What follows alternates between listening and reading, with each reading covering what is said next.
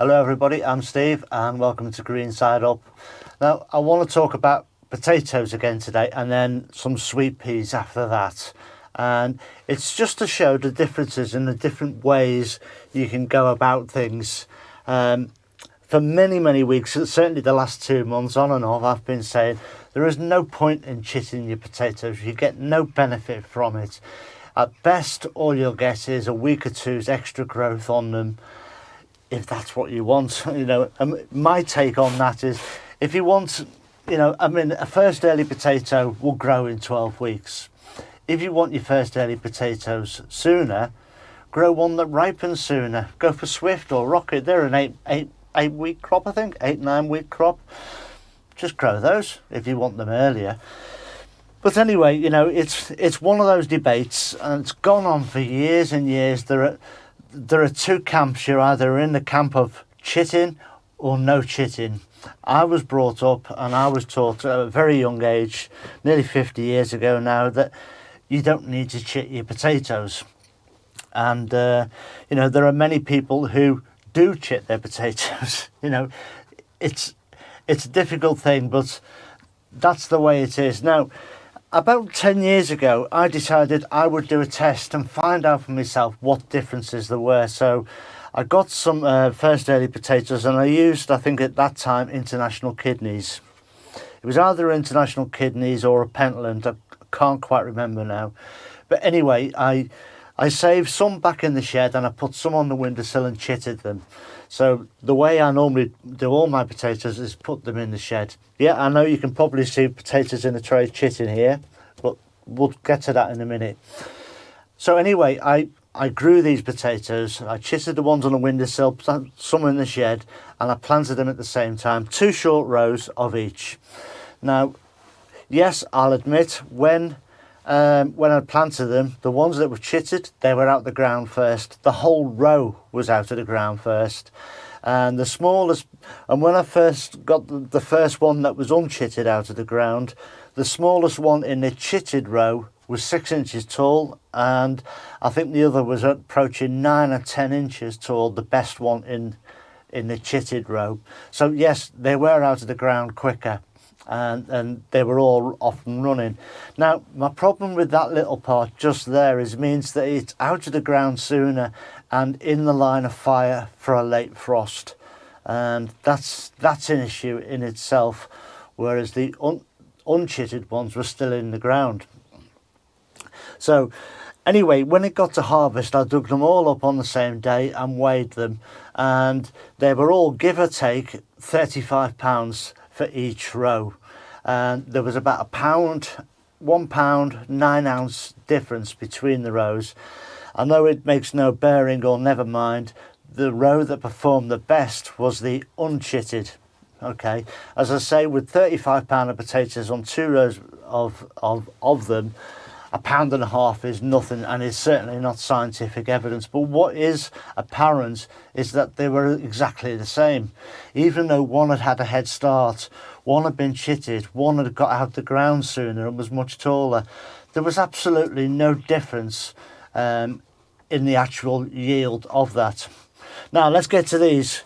What I've done here is I just received my Charlotte potatoes about, I don't know, was it 5-6 days ago, maybe 7 days ago, and although you can see they've got little dark chits on them, when they arrived they were that size and they were green. That was a signal to me that they need to get out into light. There is no point, if you're not chitting your potatoes, there's no point leaving them in the shed. Once the weather warms up, we had a lot of cold weather earlier in the year. Once the weather warms up, no point leaving them in the shed to grow those long, horrible white shoots, because as soon as they go in the soil, they're going to break. So this is the only occasion when you'll see me actually chitting potatoes. I've put them all out on the bench because the weather's warmed up. And they'll only be here. They've been here for, most of them, for about, well, since I've got the Charlotte, so 6-7 days. They've all been out on there, and they're all going down the allotments the day after tomorrow, the whole lot, all the potatoes. I say my first earlies, which are these ones over here.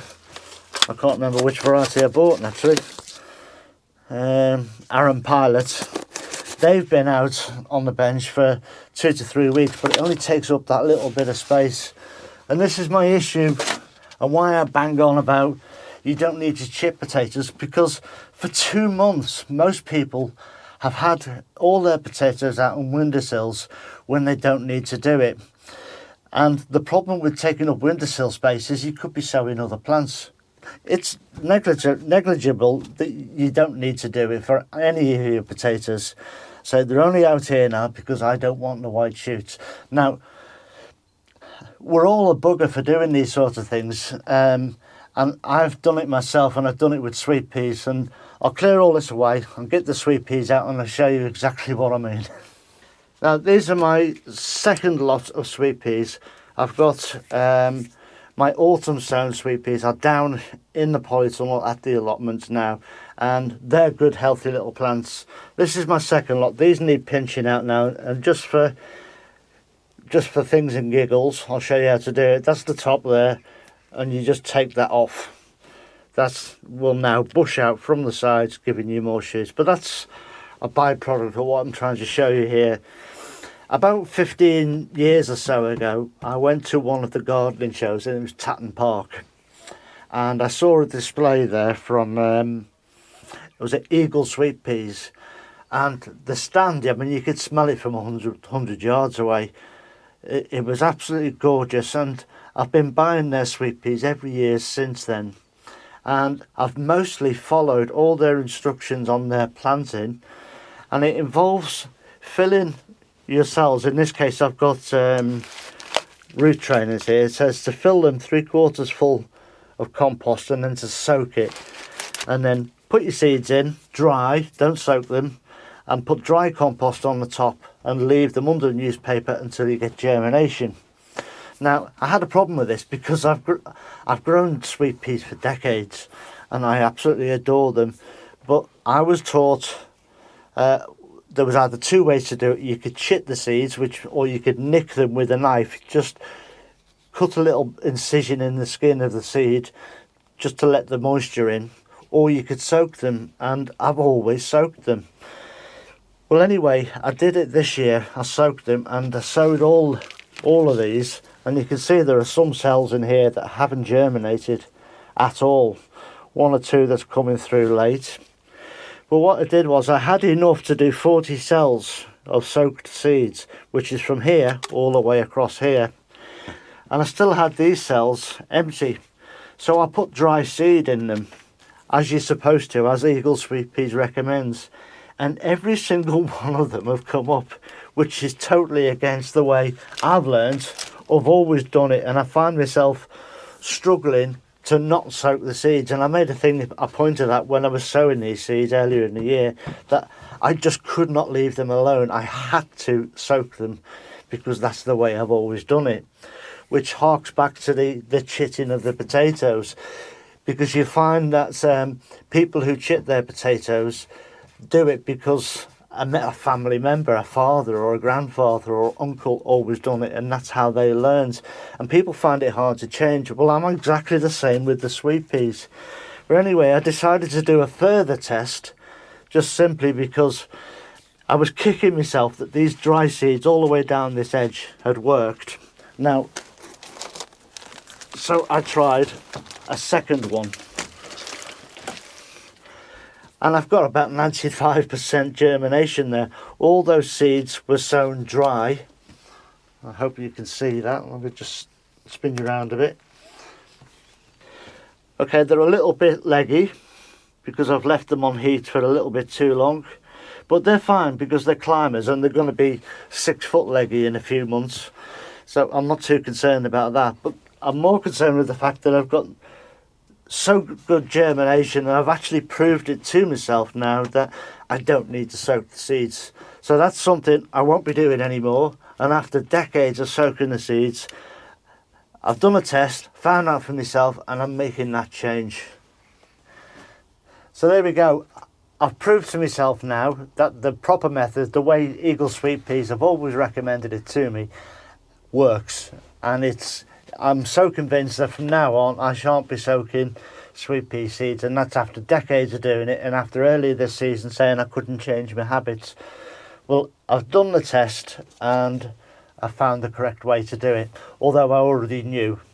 But I had to do the test for myself. I'm the same with the rest of my gardening. Now, I stated that I would never not soak them, so I've done the test, found it works. Now with the chitted potatoes or the non-chitting, I'm still 100% convinced that it's a complete waste of time chitting them.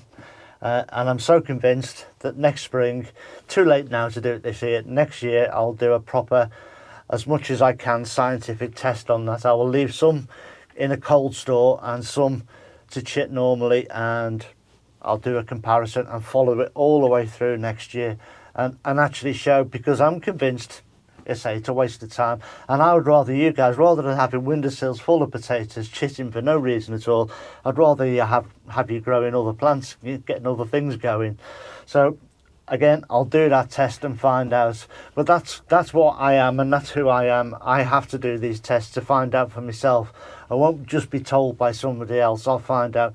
I did the test 10 years ago. I'll do it again, and this time I'll film it. I'm so convinced that that's going to be the result, the end result, when I come to harvest them. But anyway, that's it for now.